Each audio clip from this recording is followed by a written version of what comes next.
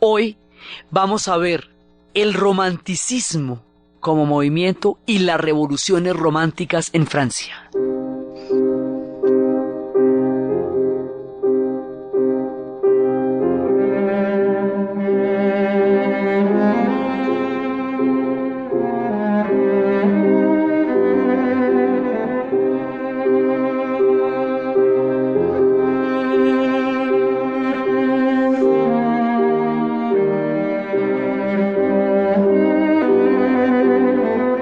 Pasada estábamos viendo los inquietos espíritus que estaban animando el siglo XIX, contradictorios, febriles, multidireccionales, llenos en todo caso de un optimismo y una fe porque es un siglo joven donde se está creando la historia. Pues el rey de los espíritus del siglo XIX es el romanticismo. Es como el más poderoso por la fuerza tan impresionante que va a desarrollar en todos los ámbitos, en el arte, en la música, en la literatura, en la política, en las ideas, en la formación de estados nacionales, en las revoluciones. Va a ser como un viento que sopla desde lo profundo del espíritu para transformar una época y una visión del mundo. Es una ruptura con el mundo como estaba antes, y casi todo lo que viene después le debe al romanticismo sus más profundas raíces. El movimiento como tal es alemán. Tiene su origen en Alemania. Es un movimiento, cuando decimos el romanticismo, no estamos hablando en el sentido estricto de los amores como tales. No estamos hablando de los suspiros, ni estamos hablando de las miradas vidriosas, aunque suspiros y amores vidriosos también arrancó el romanticismo por muchos lados. Estamos hablando de un movimiento histórico, político, literario, pictórico, espiritual, musical, digamos, un movimiento del espíritu humano en todas las manifestaciones de lo humano, incluido también el amor, pero en muchas manifestaciones sobre el pensamiento, sobre la energía vital, sobre el optimismo, frente a muchas cosas. Entonces, eso como movimiento va a durar todo el siglo XIX porque surge a finales del siglo XVIII, influencia todo el siglo XIX. Nace en Alemania. Alemania es la periferia, no existe como Estado nacional en ese momento cuando nace el romanticismo, es más bien un fragmento de ducados y de principados que quieren surgir, nacer y llegar a convertirse en un Estado, cosa que va a suceder hacia finales del siglo XIX, cosa que va a tener también mucha influencia de este movimiento para llegar a ser, porque será una manifestación de un espíritu colectivo de todas maneras que acuñará un Estado nacional, el Estado alemán. En el momento en que empiezan los movimientos en la primera etapa, ellos se ven afectados, se ven abatidos por una guerra. ¿Se acuerda cuando estábamos en la guerra de los 30 años? Que era una guerra que los franceses no empezaron, que empezó por la desfenestración de los delegados papales de los Habsburgo cuando fueron en tiempos de la Reforma a Bohemia, y allá en ese momento fueron a Praga, y en Praga los desfenestraron, los echaron por una ventana, y que al otro lado de la ventana había un basurero, y que eso se tomó como la más grande de las afrentas y desarrolló una guerra terrible entre los austriacos y los checos, y que era una guerra que empezó por otros motivos.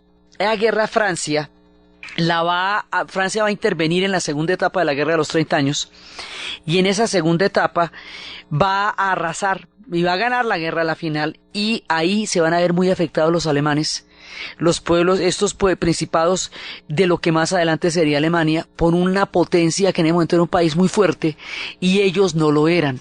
Desde ahí empiezan a hacer una especie de una sensación de rivalidad con lo francés, pero a la vez Francia es su inspiración. Entonces, cuando Francia vaya a tener la revolución, la república, todas las cosas que se van a desarrollar en Francia, eso también exalta el alma alemana. Se va a crear una relación muy contradictoria, porque los alemanes tienen un extraño resentimiento con los franceses por la guerra de los 30 años. También son ellos su inspiración, también son ellos su contradicción, son como su motor. Y más adelante, todas estas contradicciones van a llevar a conflictos, y esos conflictos van a llevar a una enemistad durísima entre Francia y Alemania, que va a durar 2 guerras mundiales, y que empezará antes de eso en Sedan, y que finalmente se va a arreglar con el pacto del carbón y el acero, que es el origen de la Unión Europea. Mejor dicho, aquí hay una vuelta larga de una relación entre antagonistas. entre Francia y Alemania. El movimiento es alemán. Lo inspira indirectamente Francia en la medida en que también reacciona contra muchas de las ideas de Francia, pero también se inspira en muchas otras. Entonces la va a influenciar como va a influenciar a toda Europa. Va a tener su epicentro en Alemania, una influencia fundamental en Inglaterra, pero también va a tocar el espíritu francés, va a tocar el espíritu europeo y va a sacudir el alma de Europa de una manera sutil, espiritual, profunda y delirante.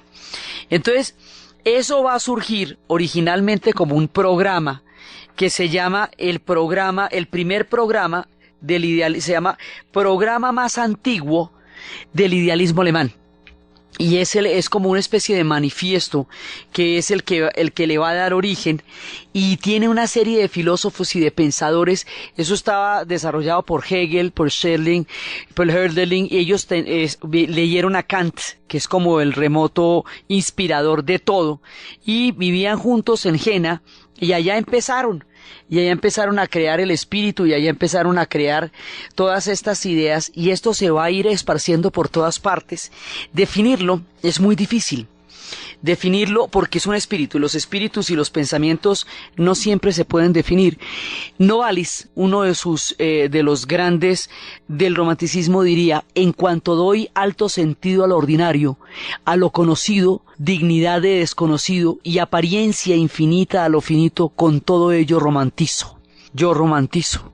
Entonces, ellos están hablando de un espíritu que lo definen de la siguiente manera: el espíritu romántico es multiforme, musical, rico en propensiones y tentaciones, ama la lejanía del futuro y la del pasado, las sorpresas de lo cotidiano, los extremos, lo inconsciente, el sueño, la locura, los laberintos de la reflexión. El espíritu romántico no se mantiene idéntico, más bien se transforma y es contradictorio, es añorante, cíclico, cínico, alocado hasta lo incomprensible y popular, irónico y exaltado, enamorado de sí mismo y sociable, al mismo tiempo consciente, disolvente de la forma. Goethe, cuando ya era un anciano, decía que lo romántico es lo enfermizo, pero lo enfermizo tampoco era demasiado extraño para él.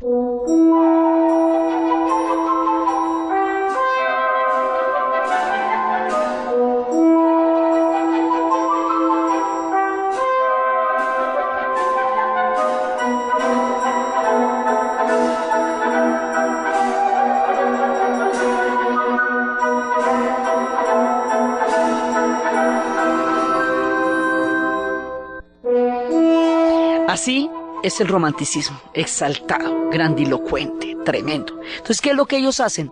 Ellos critican de la Ilustración el pretender ser universal en todo sentido, es decir, el pretender que todo el mundo sea homogéneo bajo un mismo concepto. Ellos son muy enfáticos en la diferencia, porque uno de los temas más importantes del romanticismo es la identidad, y esa búsqueda de identidad tan fuerte en el romanticismo es precisamente lo que va a conducir a la formación de los estados nacionales. Ellos quieren ver qué es lo suyo. Ellos consideran que lo colectivo está hecho de la misma materia que están hechas los seres individuales, o sea que lo mismo que las personas necesitan identidades, también necesitan comunidades con quien identificarse, que el espíritu colectivo es parte también, está hecho de la misma materia de la naturaleza humana.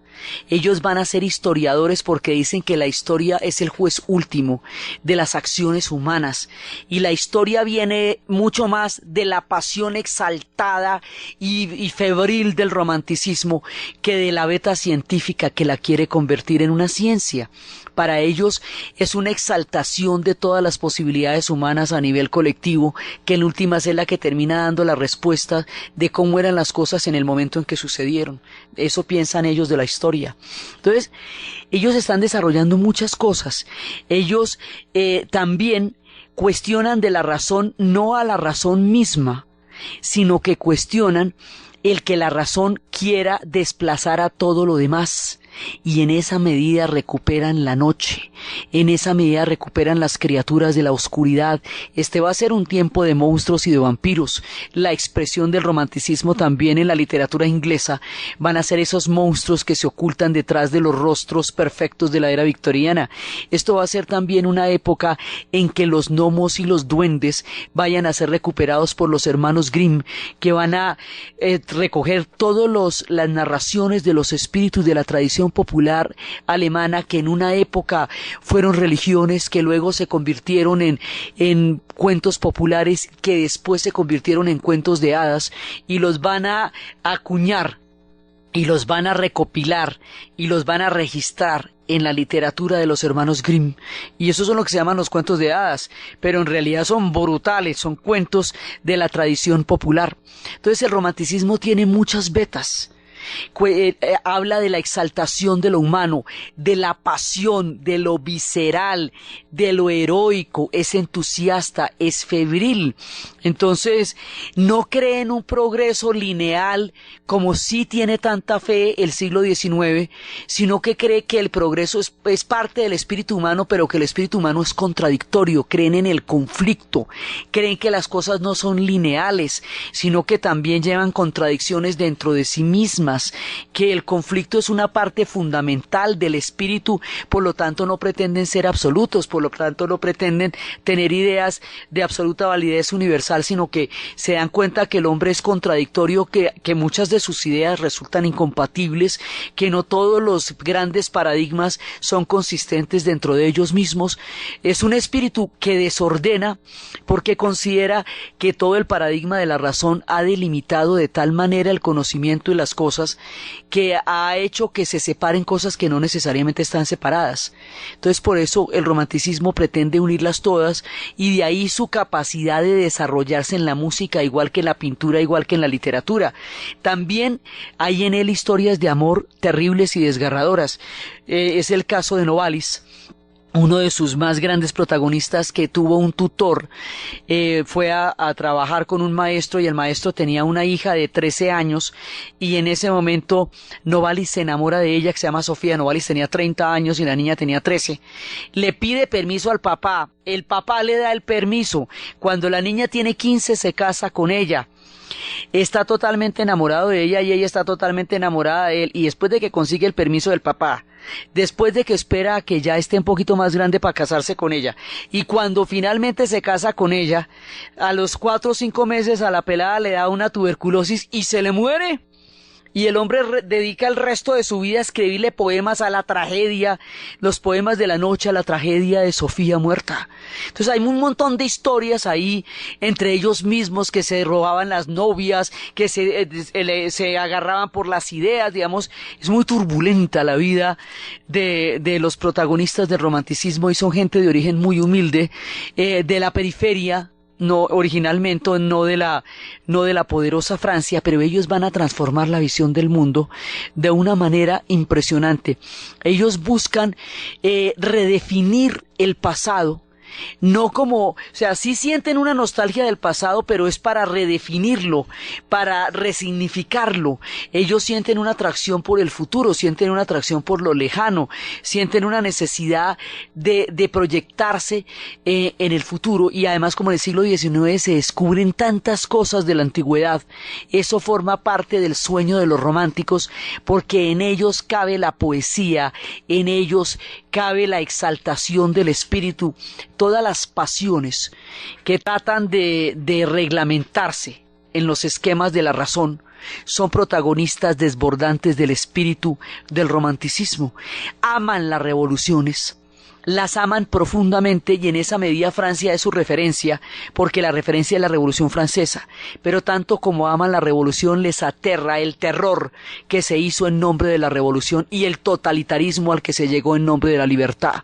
Entonces sí quieren la libertad es un tema central del romanticismo, pero no quieren el terror.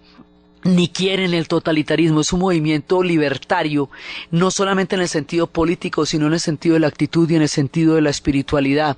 Entonces, ese espíritu tan contradictorio, tan febril, tan difícil de definir, tan disperso y a la vez tan exaltado, tan necesidad de participar. Ellos quieren crear comunidades, ellos quieren participar en la historia, ellos quieren ser parte de todo lo que está ocurriendo, se sienten responsables, directamente involucrados por todo aquello que quieren que pase, que creen que debe suceder. Ellos se sienten parte de eso.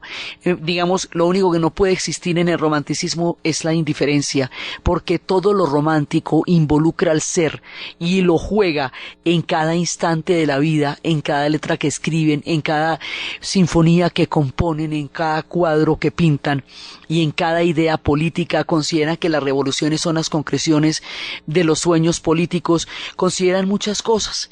Y este espíritu tan poderoso, que lo van a representar Hölderlin, que lo va a representar Schilling, que lo va a representar Novalis, este espíritu va a permear toda Europa. Fichte es parte de los que lo van a trasladar desde el tiempo de Kant al tiempo de los demás románticos. Hay un texto de William Ospina, de nuestro William Ospina, que se llama Los románticos y el futuro, que muestra la capacidad de movimiento espiritual, de fuerza interior, de fe y de futuro y de sentimiento, porque también hay futuro y hay incertidumbre, pero hay un sentimiento de construcción humana a partir de la fuerza del espíritu que lo hace terriblemente poderoso. Y ese texto, alrededor de esa naturaleza del espíritu romántico, lo señala William Ospina de una manera preciosa, tomando a Novalis como ejemplo y contando todas esas historias. Este romanticismo se va a colar por debajo de las puertas, se va a meter por las ventanas, se va a juntar con las velas, como le gusta la oscuridad y la noche, como le gustan los monstruos y a la vez la libertad, como le gusta lo oscuro y a la vez, porque empiezan a tomar antihéroes también, villanos que consideran malos pero que de todas maneras les parecen encantadores. Eso nunca antes pasaba, pero le gustan los héroes que vienen de la miseria y que son capaces de sobreponerse a sus propias circunstancias simplemente por la fe interior que tienen. Le gustan los arquetipos, le gustan los ideales, pero también habla de una libertad donde se puede escoger lo bueno y lo malo. Tiene un origen protestante en su ética, pero tiene un vuelo libertario en su concreción. Este espíritu se va a esparcir por toda Europa, se va a meter en todas partes, en todos los rincones, va a invadir las almas, va a invadir los corazones, va a mover las piezas, va a mover las plumas, va a mover las sinfonías, va a mover los violines y se va a apoderar de todo. Y las revoluciones que van a ocurrir en Francia durante los años en que el romanticismo se va tomando Europa van a tener el nombre de las revoluciones románticas por el carácter también idealista que van a tener las revoluciones. Y Víctor Hugo, cuando escribe Los Miserables, habla de un personaje que es Jean Valjean, que a él lo pillan robando una hogaza de pan y lo condenan a 20 años de trabajos forzados, y el hombre se vuela, y cuando se vuela un policía lo va a ver, Janvier, y ese Janvier se va a convertir en la ley detrás de él y lo va a perseguir toda la vida y lo va a reconocer después en otra parte, y el personaje Jean Valjean va a estar metido dentro de lo que van a ser los levantamientos de las revoluciones románticas, va a estar entroncado con las barricadas dentro en lo que fue otrora la Bastilla. Ahora había un elefante que iba a ser un elefante de bronce gigantesco en conmemoración a Alejandro el Grande en la época napoleónica, pero quedó solamente en yeso y se convirtió como en un adefesio que estaba ahí. Ahí vivía Gavroche, un niño gamín, digamos, un niño de la calle, que va a ser parte del protagonista de Los Miserables. Los Miserables lo son por la pobreza, por la falta de oportunidades, no porque tengan una naturaleza maligna, sino porque vienen de los puntos más tristes y más duros de la sociedad, y es la historia de cómo ellos se van a manifestar Jean Valjean va a tener la persecución de Janvier durante toda la vida, hasta que hay un momento en que Janvier lo va casi lo va a matar, y le salva la vida. Pero antes de eso, Jean Valjean va a ser recogido y acogido por un sacerdote que era un hombre inmensamente bueno. Y él, sin embargo, le roba unas cucharas de plata, que era el único lujo que este sacerdote tenía, y cuando lo pilla Janvier, va donde el sacerdote, y el sacerdote dice que él se las regaló. El gesto de infinita bondad del sacerdote lo va a transformar, y lo va a transformar en un hombre que tiene el ideal de ser bueno. Sin embargo, la ley lo persigue, que es todo el tiempo Janvier, y dentro de su ideal va a estar esa niña Cosette, que él va a proteger, y a Mario, que va a estar en las barricadas. Y ahí hay un momento en que Jean Valjean le salva la vida a Janvier, y Janvier, que era la ley y que había tenido como único destino perseguirlo hasta el final y amargarle todos sus días, cuando ve que le debe la vida a este hombre, se suicida, porque no puede soportar el paradigma de deberle la vida a quien él se la amargó por completo. Estos personajes son personajes típicos del romanticismo, y Víctor Hugo va a ser uno de los románticos en el escenario de las letras francesas. Más adelante vamos a ver, después vamos a ver toda la literatura que se viene con los franceses en esta época, que va a ser de locura. O sea, los franceses se van a fajar en la literatura en todas estas épocas.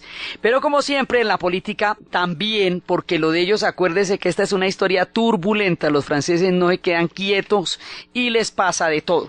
Entonces, este es el espíritu general que permea la época. Ahora vamos a ver cómo se traduce esto en la política y cómo va a afectar a los franceses.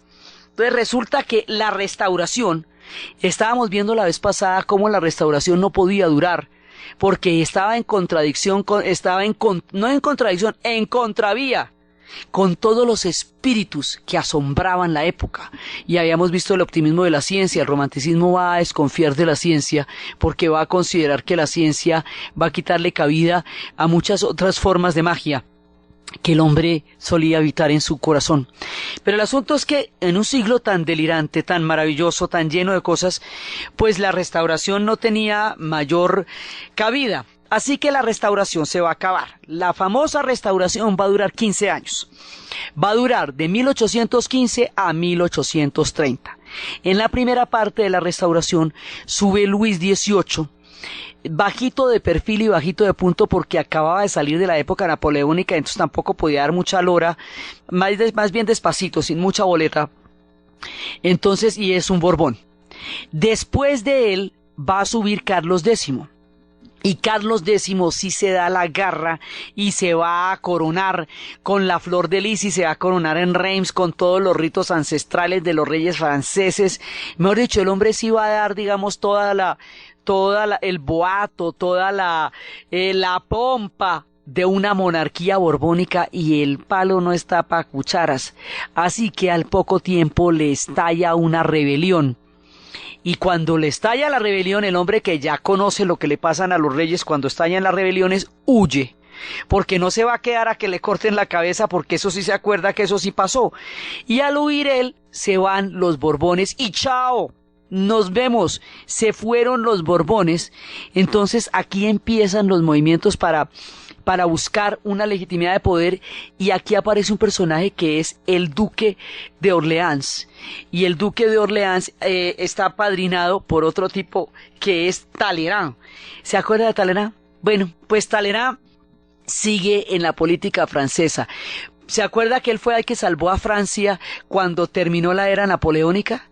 Que era parte del gobierno de Napoleón, que luego salvó a Francia como ministro en la época de Metternich, que estaba con los Borbones. Bueno, ahora él es el que pone otro tipo, que es el Duque de Orleans. Y entonces van a crear una figura acá, una figura rarísima que se llama el Rey Ciudadano. ¿Cómo te parece? El Rey Ciudadano, ¿eso qué viene siendo? Porque es que imagínese que uno, para ser ciudadano, tiene que no estar en una monarquía, y en una monarquía no hay ciudadanos. Bueno, pues aquí se inventan una figura como la cuadratura del círculo, que es una conciliación de los dos periodos históricos que acababan de vivir, que llaman el Rey Ciudadano. En esa época, en la época del Rey Ciudadano, el levantamiento de 1830 va a ser muy importante en el imaginario de los franceses.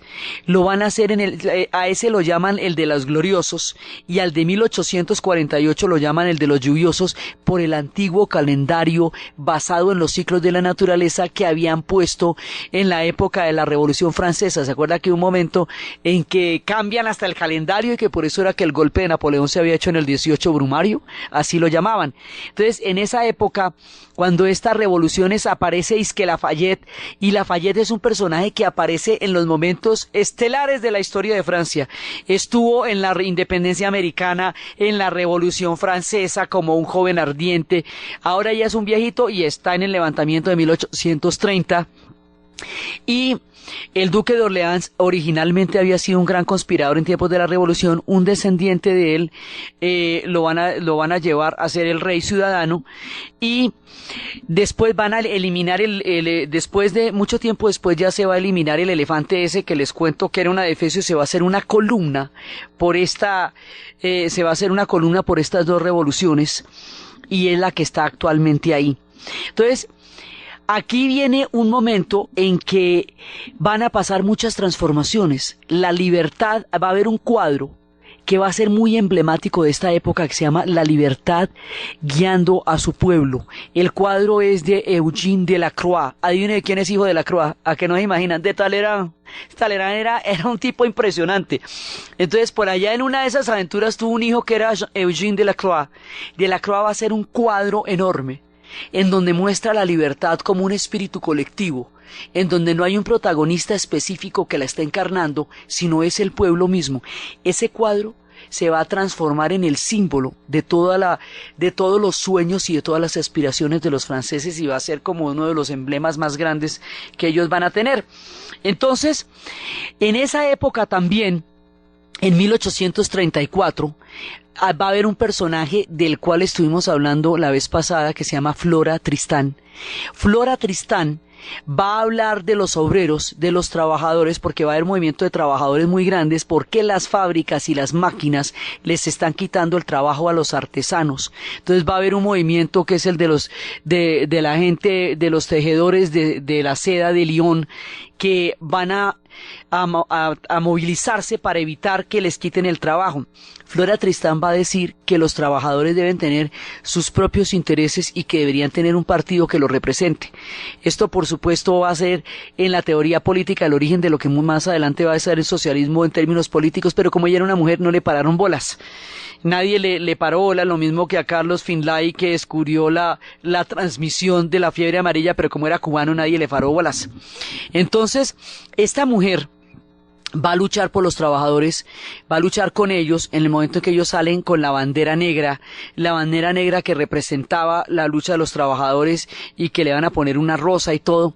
Esta mujer la van a casar muy chiquita con un tipo con el que ella no quiere estar. Entonces ella va y el hombre, como ella es de las precursoras del feminismo, el hombre una vez intenta matarla. Como intenta matarla, ella le pone la denuncia, entonces lo van a llevar a la pena de muerte. Ella quería el divorcio, pero el divorcio no existía. Ella va a empezar la lucha por el divorcio, que se va a dar en Francia mucho tiempo después de la muerte de ella, pero a este tipo lo van a condenar a muerte por el intento de asesinato de ella. Entonces ella va a hacer toda una lucha contra la pena de muerte, porque una cosa es que el tipo la haya agredido y otra que ella esté de acuerdo con la pena de muerte, y va a lograr que le conmuten la sentencia por 20 años de prisión. Este personaje, Flora Tristán, habíamos visto que empieza la saga del mundo de los movimientos, la saga de los movimientos feministas en Francia, y ella va a ser la abuela de un pintor que en un momento dado va a abandonar toda la sociedad francesa, su mundo, sus referentes, que perteneciente más adelante al movimiento de los impresionistas, dejando atrás este mundo complejo, sofisticado, lleno de deudas, se va a ir para Tahití. Y en Tahití va a encontrar un universo pictórico, sensual, colorido, maravilloso, incontaminado, llevado por toda la naturaleza de lo vivificante del espíritu y de la sensualidad. y lo va a pintar de una manera magistral y se va a enamorar de él y de las mujeres que lo habitan, y este personaje se va a llamar Paul Gauguin. Entonces esta mujer, Flora Tristán, es la abuela de Paul Gauguin, y Paul Gauguin va a ser uno de los más importantes del movimiento de los impresionistas, y todo esto está pasando en Francia. Entonces están pasando los trabajadores, porque estamos hablando de la idea de la libertad, y los trabajadores quieren la libertad del trabajo y la libertad de opinión y de expresión. Entonces Francia ya está madura en este momento para buscar una república. Una forma de gobierno que ya no sea ni una monarquía, que ya nos deshicimos de ella, ni una monarquía mixta como el caso del rey ciudadano. No, una república. De una vez, hagámosle a la república. Entonces, ¿por qué? ¿Qué es lo que queremos? El voto universal, el sufragio universal.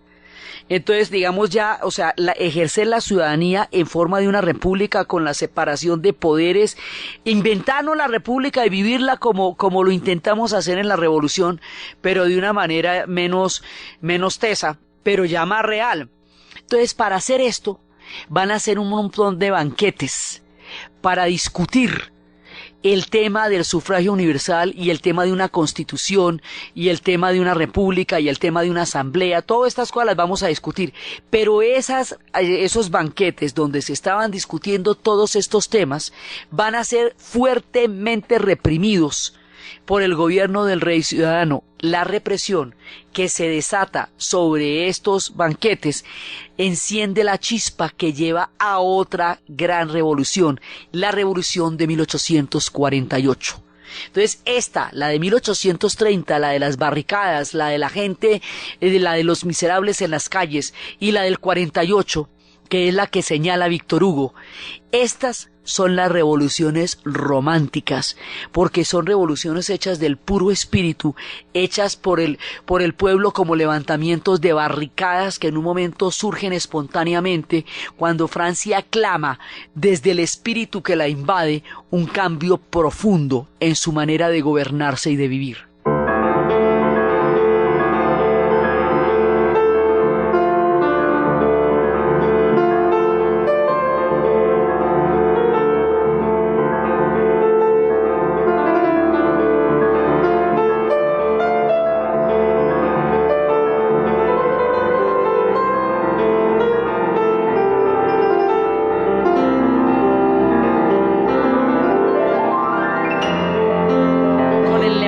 De 1848 lo que se pide es la abdicación del rey ciudadano. Lo que se pide es una república que se base en una constitución que tenga un presidente que sea elegido por el voto popular, ellos la llaman cámara legislativa, los ingleses la llaman parlamento, también los franceses la llaman congreso, nosotros la llamamos congreso. Ese congreso también se elige por sufragio universal. Entonces el sufragio universal ahora se hace real, y ya lo van a poder hacer todos los hombres de 21 años por primera vez. O sea, ya no está sujeto al hecho de ser propietario como fue cuando se esbozó por principio el concepto durante la revolución.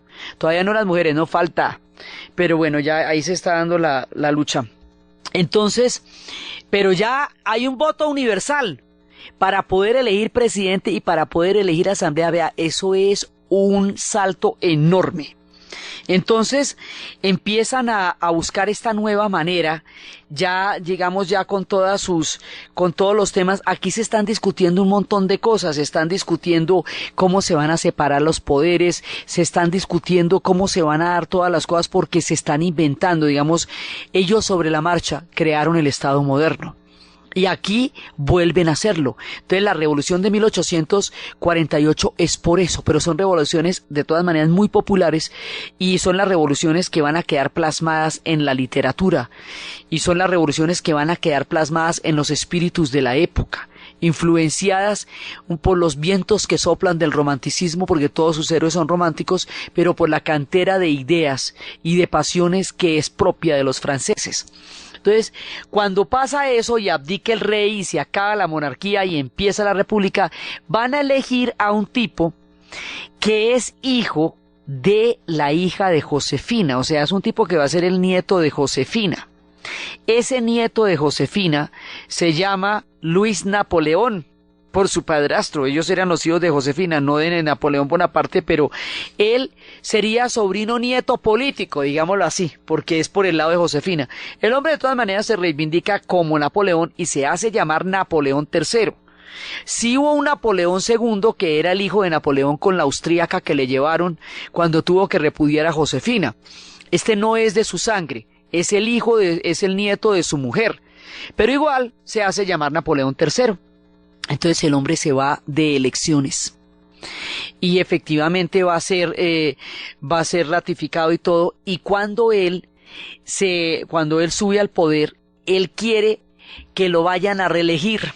Y cuando quiere que lo vayan a reelegir, hace un golpe de estado y luego llama a un plebiscito, y en el plebiscito lo van a apoyar ampliamente. Él en principio llega por 6 millones de votos y hace el plebiscito, hace el golpe de estado, luego lo legitima con un plebiscito para quedarse en el poder y se declara emperador, ole. Y entonces, vendí la lora por no cargarla. ¿Cómo le parece esta vuelta? Hacemos una revolución en 1848 por una república. Montamos una constitución, hacemos la república, separamos los poderes, hacemos el sufragio universal, abolimos la pena de muerte, abolimos la esclavitud, todas esas lastres se van. Llega un tipo, lo elegimos, el hombre sube, quiere que lo reelijan, hace un golpe de estado, lo legitima con un plebiscito y se declara emperador. ¿Cómo te parecen estas circularidades tan extrañas que manejan los franceses? Sí, vuelve y pasa toda la vuelta. Entonces, Víctor Hugo se va a oponer ferozmente a este tipo, y los románticos en Francia se van a declarar enemigos de este Luis Napoleón porque acaba de traicionar todos los ideales que representaba.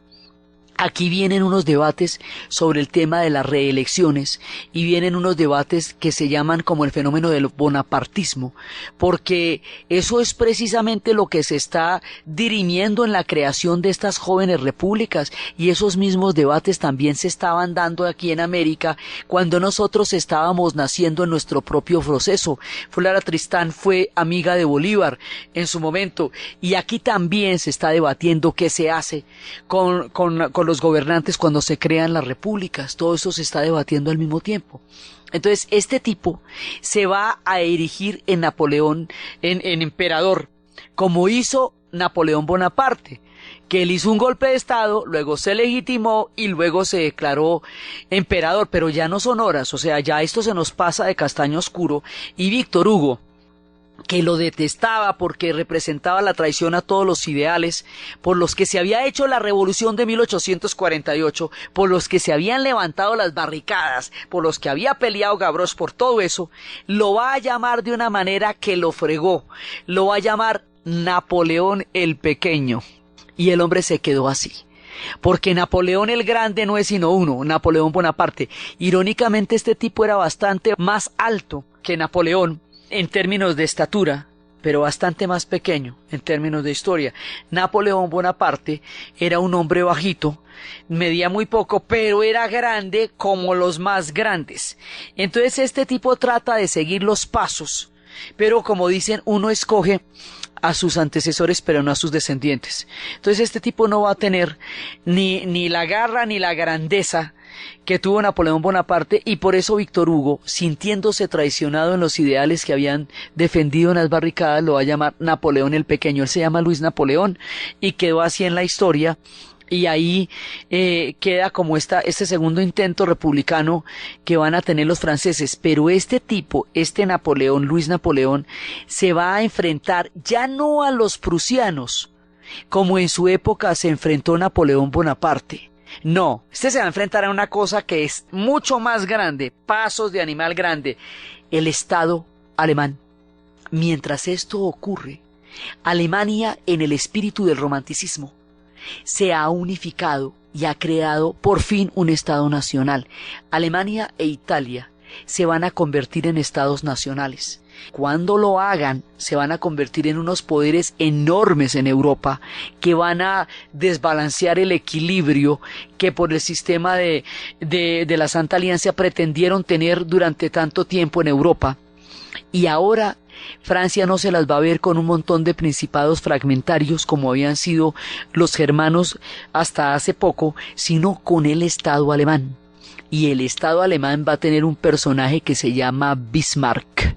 Y Bismarck va a ser un personaje gigantesco dentro de la Alemania unificada, alrededor de todas las figuras que crearon el espíritu, tanto en la política como en la música. Por eso es que los más duros de los músicos románticos son también alemanes.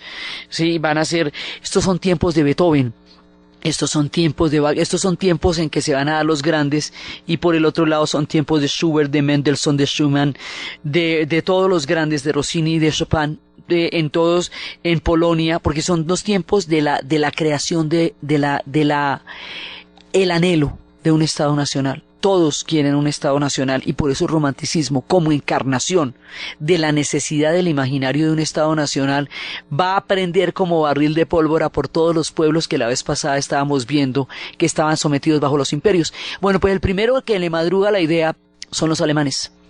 Entonces Alemania ya se enfrenta a Luis Napoleón en una batalla que va a iniciar esta sí el problemita entre los franceses y los alemanes, la batalla de Sedan. En la batalla de Sedan, Bismarck le va a dar sopa y seco a Luis Napoleón, pero realmente sopa y seco, es decir, lo va a dejar de ropa de trabajo y lo va a humillar y lo va a detener y le va a hacer firmar una paz deshonrosa en Versalles.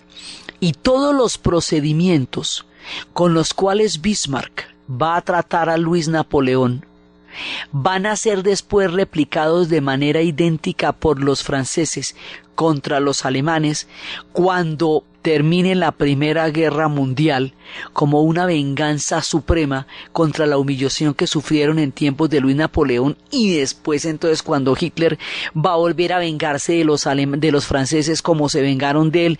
Y esta pelea, les digo, se nos va a ir para 2 guerras mundiales hasta que ya se den cuenta que se les fue la mano y firmen el pacto del carbón y el acero con el que constituyan la primera piedra de lo que será la Unión Europea. Pero aquí empieza el desquite, digamos, esta cadena de venganzas, esta cadena de rabias y esta cadena de enfrentamientos entre Francia y la Nueva Alemania, que va a hacer que sean dos estados rivales que a la vez se admiren mucho el uno al otro, porque el romanticismo alemán va a influir muchísimo en Francia, y dicen que los alemanes lo que hicieron fue escribir lo que los franceses vivieron. Entonces ahí empieza este contrapunteo que se va a expresar geográficamente en Alsacia y Lorena, que tenían este tema desde las épocas de Carlomagno, que se va a expresar en territorios, que se va a expresar en guerras y en batallas, que va a dar como consecuencias muchas cosas a partir de estas guerras hasta la affaire Dreyfus. Bueno, cantidades de cosas van a pasar acá. Mientras tanto, en la literatura, Francia se está haciendo grande.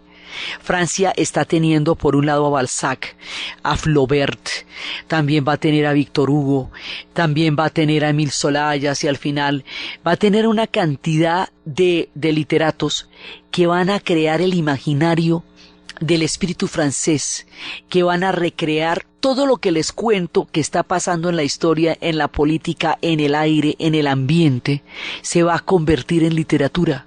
Y esa literatura va a ser riquísima y va a ser absolutamente maravillosa, y mucha de nuestra idea del mundo se forjó en la literatura que van a escribir los franceses en esa época. Es un tiempo en que la literatura está floreciendo en Francia, en Inglaterra y en Alemania de manera incomparable, y eso es lo que va a formar, digamos, el canon de la literatura universal, y los franceses van a tener un lugar de primera línea en esa época. Esas historias, esos literatos, esos personajes como Madame Bovary de Flaubert, esa educación sentimental, esa cantidad de cortesanas de la época de Balzac, ese montón de personajes que van a conmover los espíritus de Víctor Hugo, esa desolación de Adela H, todos estos personajes que van a esculpir el futuro de las letras y del corazón y del espíritu de los franceses, es lo que vamos a ver en el siguiente programa. Entonces, desde los espacios del espíritu del romanticismo, desde este movimiento que sacude con su vitalismo, con su exultancia, con todo su desbordamiento de pasiones, con su recuperación del oscuro y de la noche, y que va a influir de una manera tan definitiva en Europa, desde el segundo grito de los galos en 1848, desde las barricadas de París, desde Los Miserables de Víctor Hugo, desde las contradicciones del rey ciudadano, desde las formaciones de las repúblicas, desde las pretensiones de Napoleón el Pequeño y desde los primeros enfrentamientos con esta Alemania que va a estar al lado de ellos y ellos al lado de Alemania, influenciándose y antagonizándose muchas veces en el relato de la historia, en la narración de Ana Uribe, en la producción de Jessy Rodríguez. Y para ustedes, feliz fin de semana.